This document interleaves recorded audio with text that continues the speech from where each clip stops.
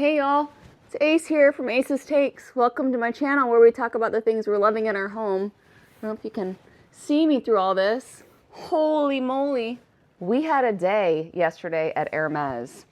This was something that was completely unexpected, but as we were looking at different items, and I purchased Gracie, actually it was a gift sponsored by my husband because he's amazing. We were looking at other versions for men. We looked at the Kelly Voyage, I think, and asked about that. And we have not been to Hermes since January, and it is now April. It's been a minute. We were on a Hermes diet, as my sales associate said, and I contacted her about, I would say a week ago, and was asking about different things, and I asked about the HAC bag. So we have looked at a HAC backpack, but we asked about the Haut Courroies. God, I know that's terrible. That's not how you say it. It's a French version. The initials stand for the initials are HAC. So people call it the HAC bag, but it really just stands for high straps. And this was the first bag that Hermes ever made in 1892. We were asking about it, and we went into the store yesterday. We wound up looking at clothes and the twilly and a different accessory, and then we went into a private room and looked at this bag and decided we could not leave home without it. So without further ado, in the huge big old bag, the HAC bag looks very similar to a Birkin. I'm going to put this on the ground and dig down to get it because it is a little bit heavy. It looks like a Birkin, but there are a few differences that differentiate between the two that I will point out. This bag is absolutely gorgeous. You can see it comes with its own dust bag, and it is black Togo leather with palladium hardware. It is the HAC 40. 40 centimeter base, which means when you look at a Birkin compared to a HAC, the Birkin is shorter. It's a more rectangular base. The HAC is the Birkin is a little bit squatty, whereas the HAC is almost more like a square because you're talking about a length and width that are pretty proportional. Take this. Thank you. So let's look at how wide across it is. It's about 16 inches across and about 16 and a quarter inches tall. So it is almost a square. And when you look at the base is, I'm in inches, not centimeters. The base is about 9.5 inches. Beautiful handles here.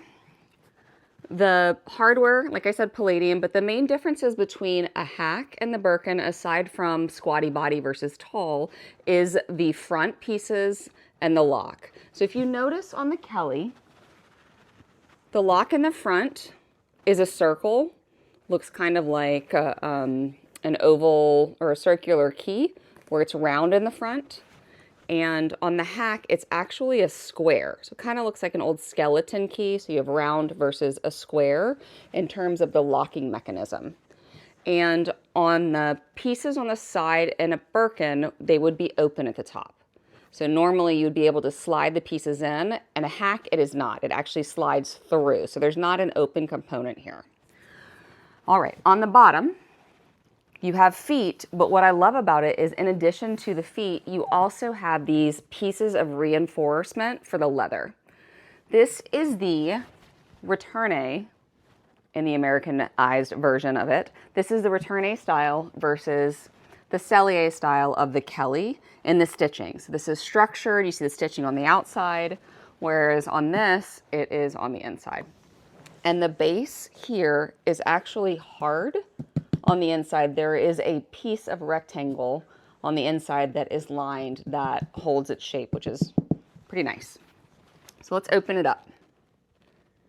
Same way you would. I'm going to turn it this way. This is the first time it's been out of the bag since we looked yesterday. I'm going to turn it again this way. to make it a little bit easier to get the pieces off. So now I can loosen it a little bit, or you could take them out completely.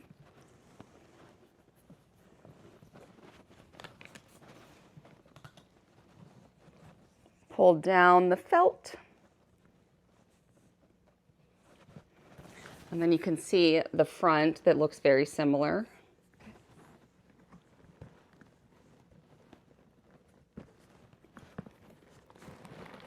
If you wanted to style it in a way to carry, I'm going to go ahead and take this off. Boop, boop.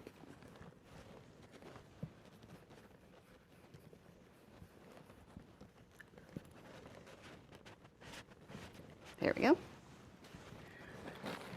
People will carry it with the flap tucked in, and then if you do that, you can tuck the straps in here rather than letting them kind of lay through again, because the Birkin has a little bit of a different style than the HAC here.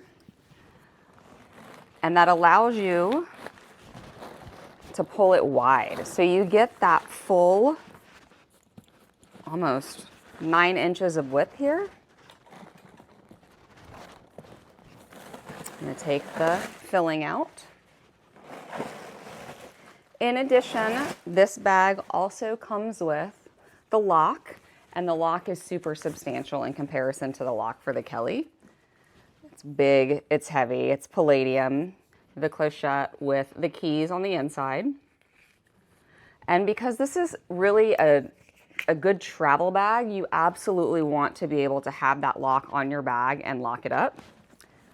On the inside, oh, it's so nice. I'll give you the big in-depth version of this bag.